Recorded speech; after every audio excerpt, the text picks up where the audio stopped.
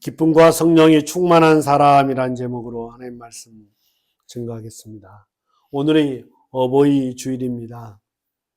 부모님께 한 주간 효도하고 또 하나님 사랑으로 또 함께하는 귀한 시간들을 잘 가지셨는 줄로 믿습니다. 오늘 말씀을 들어가기 전에 제가 예전에 봤던 드라마인데 나의 아저씨라는 드라마 잠깐 그 내용을 보면서 새로운 또 깨달음이 있어서 잠깐 얘기하고 오늘 본문으로 들어가도록 하겠습니다. 할머니하고 사는 어떤 젊은 20살도 안 되는 이 주인공,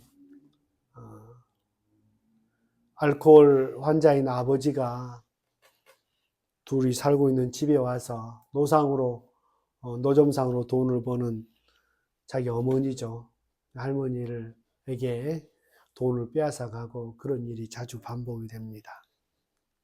어느 날은 술이 잔뜩 취해서 또 자기 어머니에게 와서 돈을 갈취해가는 그 광경 속에서 이제 어머니가 더 이상 돈을 줄 수 없다고 하니까 이제 이 알코올 환자인 이분이 칼을 들고 어머니를 협박하고 그 광경 속에서 이 손자된 이 주인공, 10대 후반의 이 주인공이 그 어머니를 죽인다고 하는 자기 아버지, 알코올 환자인 자기 아버지, 할머니를 죽인다고 하는 그 아버지를 말리다가 넘어집니다.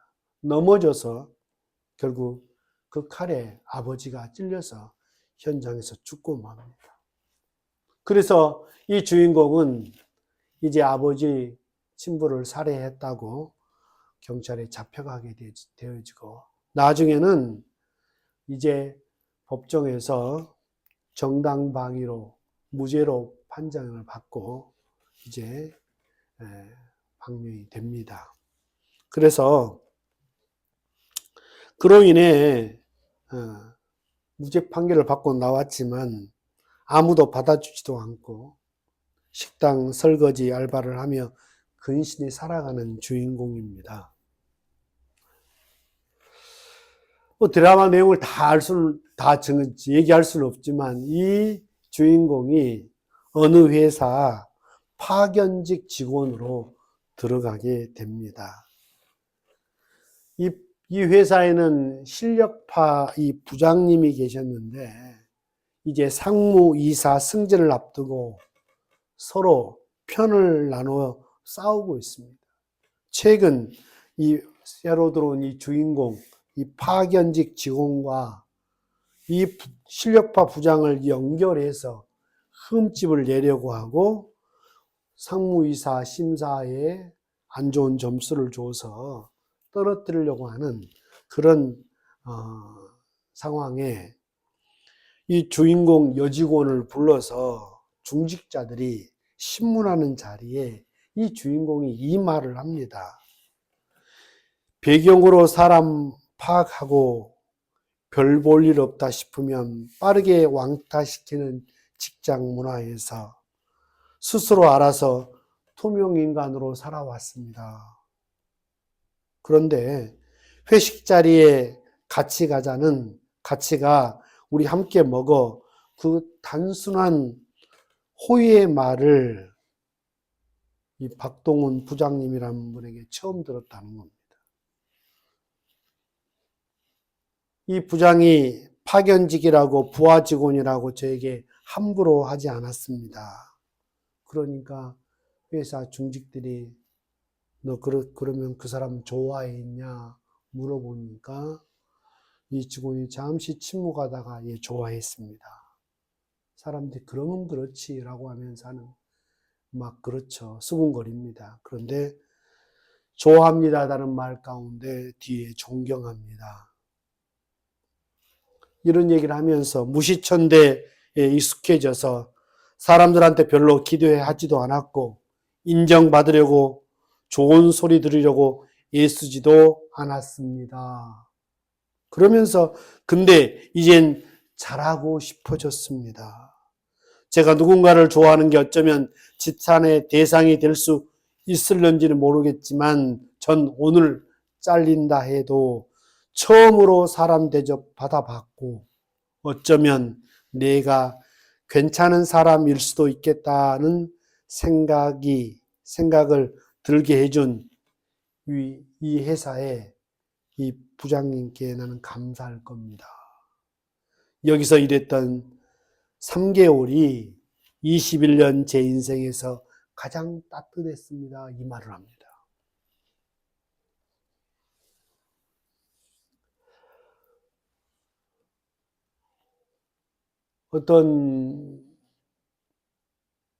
그래서 내가 이 회사를 그만두고 나가도 이 회사 건물만 봐도 기분이 좋아지고 평생 이 회사가 잘 되길 저는 바랄 겁니다. 뭐 이런 얘기를 해요.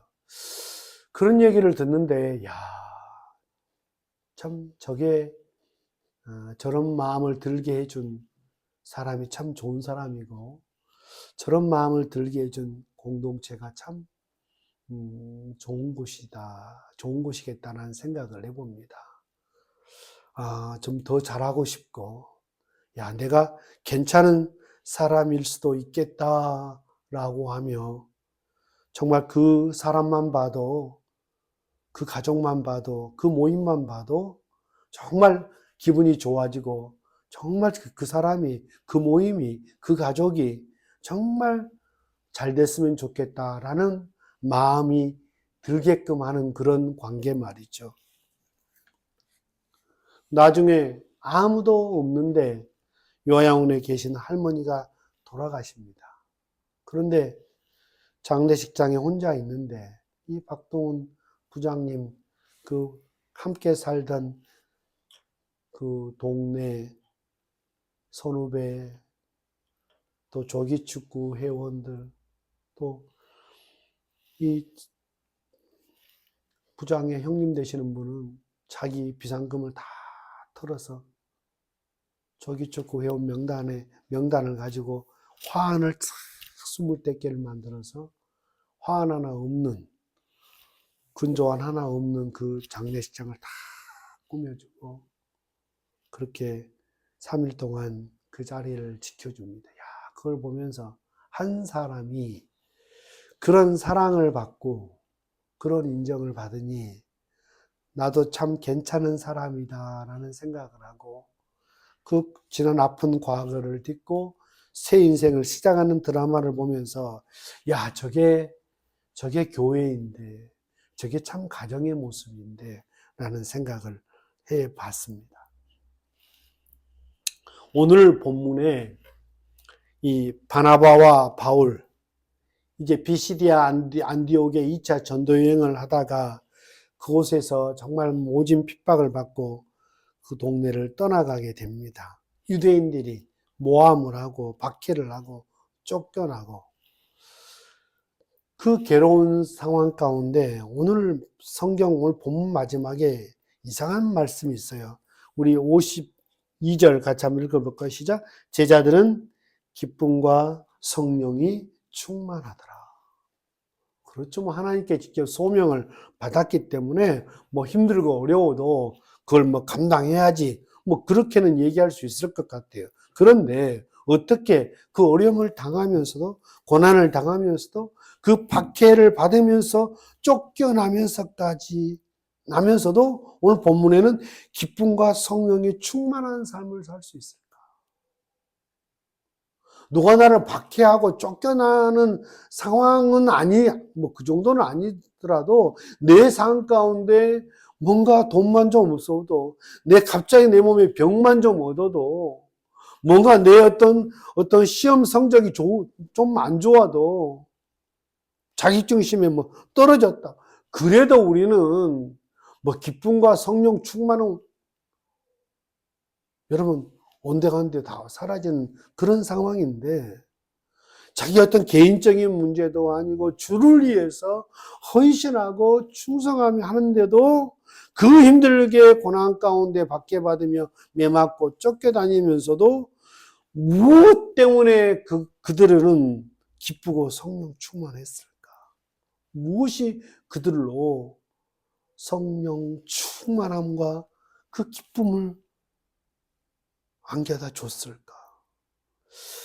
새롭게 성경을 보면서 오늘 본문 13장 48절 한번 우리 읽었는데 같이 한번 읽어보겠습니다. 시작. 이방인들이 듣고 기뻐하여 하나님의 말씀을 찬송하며 영생을 주시기로 작정된 자는 다 믿더라.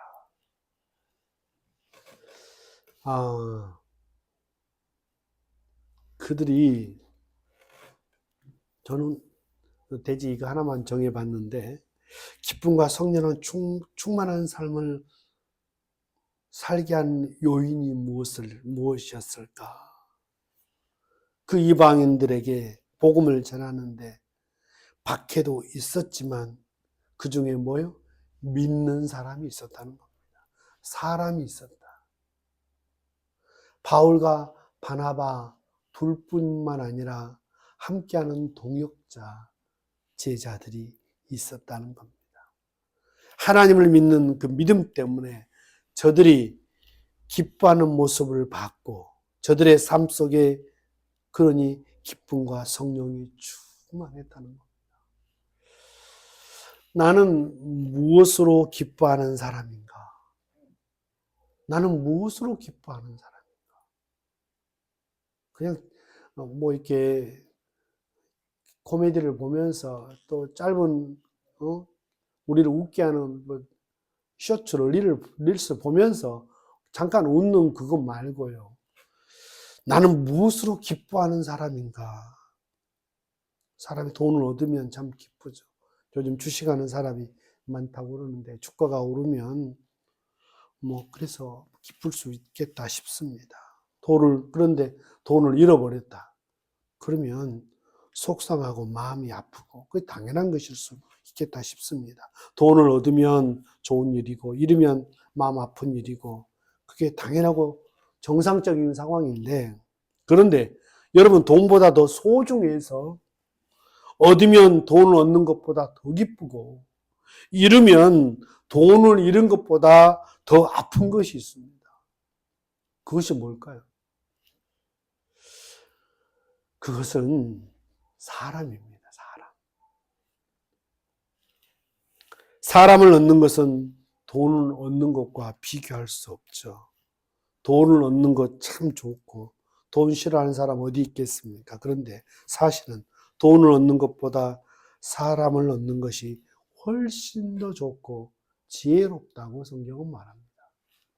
여러분 누가복음 16장에 이런 비유가 나오는데 불의의 제물로 친구를 사귀라. 그리하면 그 제물이 없어질 때에 그들이 너희를 영주할 처소로 영접하리라, 뭐 이런 말씀이 있어요. 무슨 얘기냐? 예수님께서 불의의 제물로 친구를 사귀라, 사람을 사귀라 하는 그런 비유인데 해석하기 참 여러 해석이 있습니다만 어떤 집에 이 청지기 주인이 일을 잘해야 되는데 일을 잘 못해서 또 그 주인의 재산을 또 관리를 잘 못해서 발각이 돼서 쫓겨납니다. 그런데 이 청지기 종이 쫓겨나기 전에 주인에게 빚진 사람들을 다 불러다가 몰래 탕감을 해줍니다. 네 주인에게 얼마 빚을 졌느냐? 100만 원 졌습니다. 그러면 이 문서에다가 80만 원이라고 적어라. 얼마 빚 졌느냐? 50만 원 빚졌습니다. 그럼 이게 30만 원이라고 적어라. 자기가 쫓겨난 다음에 그들의 도움으로 살아가려고 그 잔머리를 쓰면서 불의하게 지 돈도 아닌데 주인의 돈을 가지고 지가 문서를 위조해서 그들의 탕감을 해줍니다. 그런데 성경은 그를 지혜롭다 이렇게 표현해요. 우리보다 더 지혜롭다. 불의의 제물로 도둑질해서 주는 것을, 도둑질해서 사람을 얻는 것을 좀 이해하기 어렵지만 말씀에서 보니까 돈을 귀히 여기는 것보다, 그 말은 뭡니까? 사람을 귀히 여기는 것이 지혜라는 겁니다. 당장의 눈앞의 돈보다 사람을 먼저 귀히 여겨라.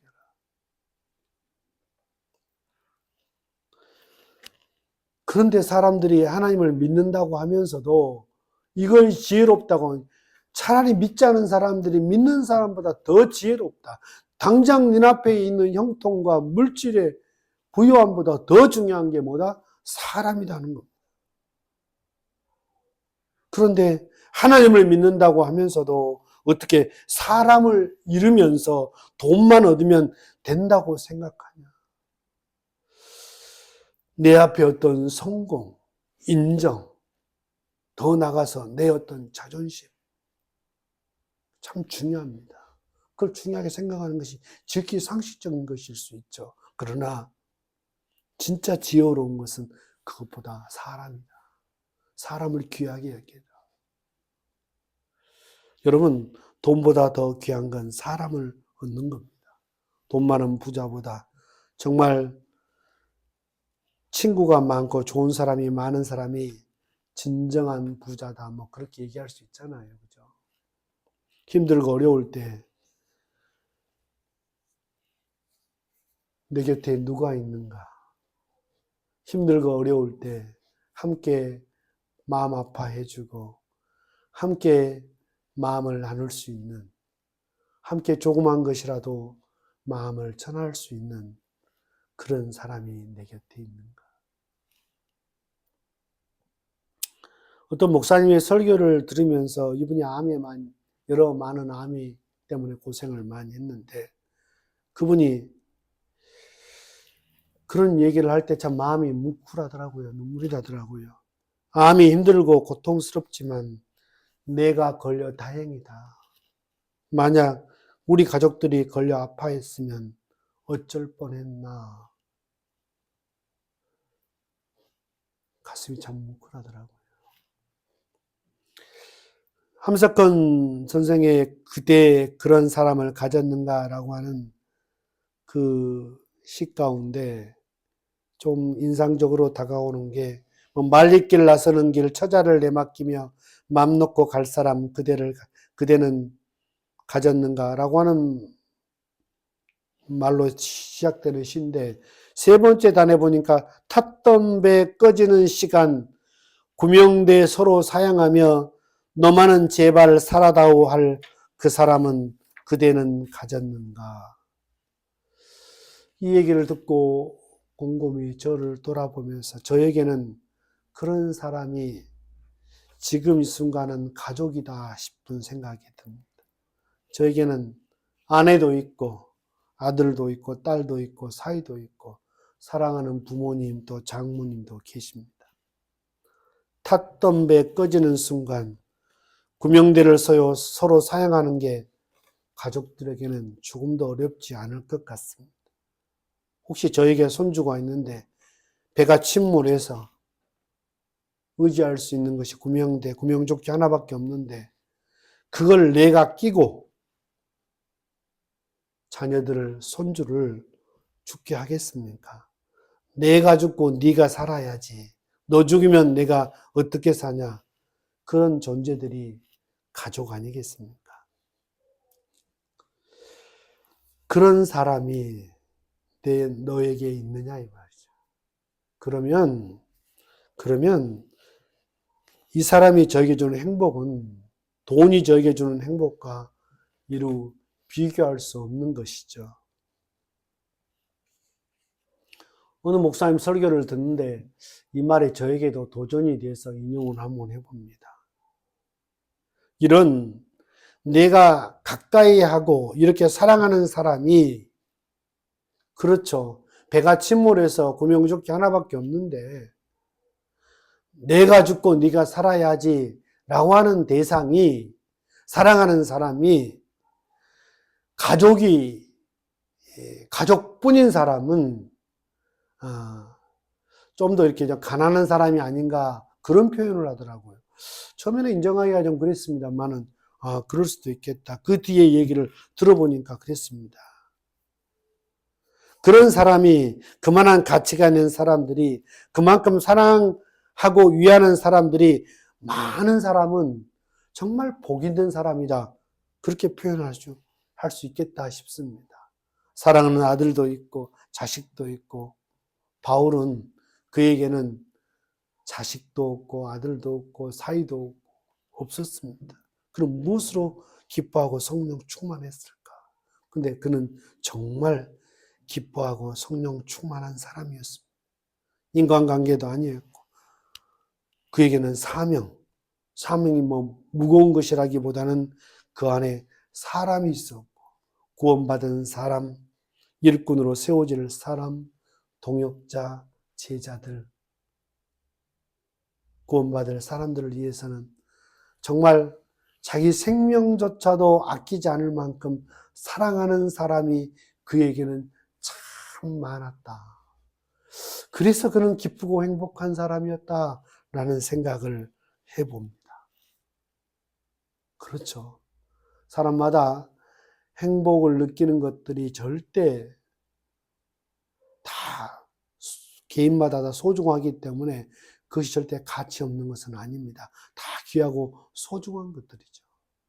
근데 거기에서 출발해서 거기에 만족하고 행복한 것도 나쁜 것은 아닙니다만은, 우리 예수 믿는 사람들은 좀 더 우리 하나님 말씀 안에서 또 한번 생각해 봐야 되지 않냐라는 그런 부분이다 싶습니다. 설교를 준비하면서 나는 무엇을 행복한 사람인가 라는 고민을 해보고 적어봤습니다. 저 주변에 항상 사람이 많고 아쉬울 게 없는 세월을 참 살았습니다. 은혜 찬양 가사처럼 내 삶에 당연한 것 하나 없는데 잃고 떠나보내고 나서야 그것이 당연한 게 아니라 은혜이고 고마워해야 할 소중한 것임을 제가 참 깨달았습니다. 나를 지탱해 주는 것들이 너무 힘들게 느껴지기도 했고 지칠 때가 많았지만, 그것이 오히려 내게 기쁨과 성령 충만의 요인이었음을 이제야 압니다.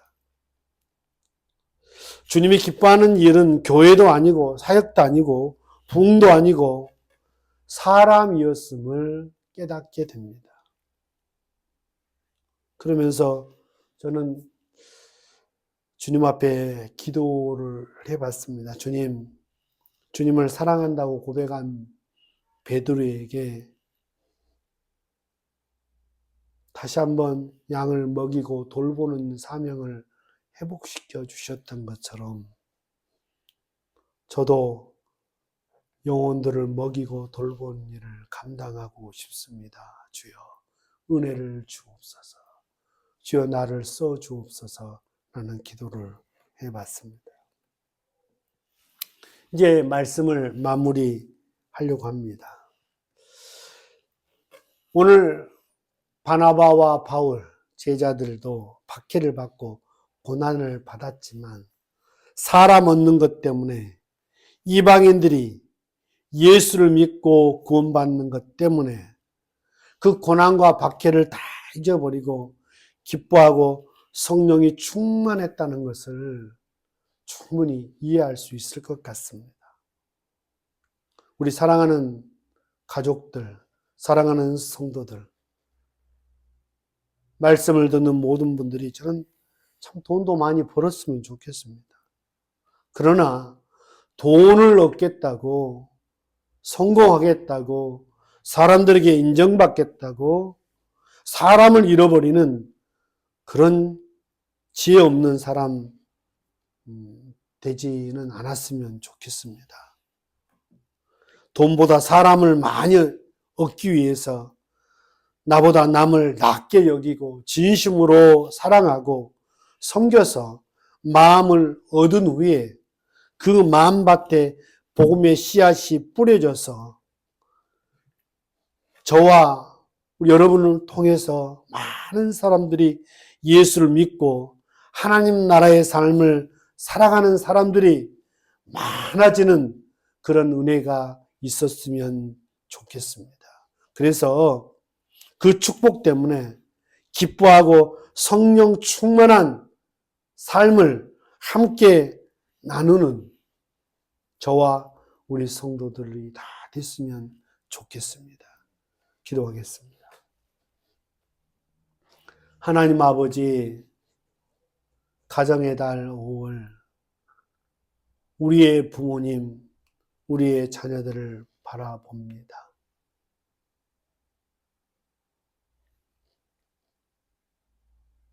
우리는 이 땅을 살면서 돈을 얻기 위해서, 출세를 위해서, 성공을 위해서, 사람들에게 인정받기 위해서 오히려 사람을 배신하고 사람을 억울하게 하고 사람의 마음을 찢어놓고 사람은 다 잃어도 돈만 얻으면 성공한 것처럼 바보처럼 어리석은 자처럼 살아가기가 정말 쉽습니다. 주님.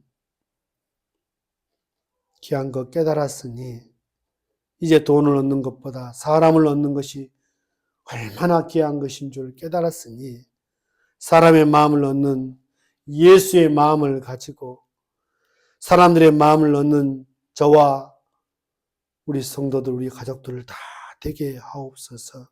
그들의 마음을 얻어 그들에게 마음을 예수의 사랑으로 섬겨서 그래서 우리들 때문에 예수 믿고 구원받는 그 놀라운 일들이 일어나는 귀한 통로로 쓰임받고 싶습니다.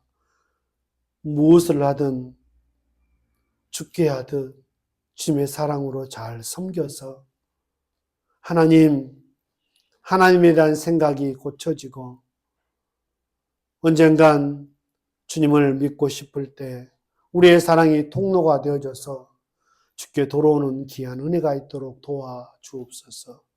이제 이후로 우리를 만나는 이마다 우리를 생각할 때 더 잘 살고 싶다. 내가 참 괜찮은 사람인 것 같다. 멀리서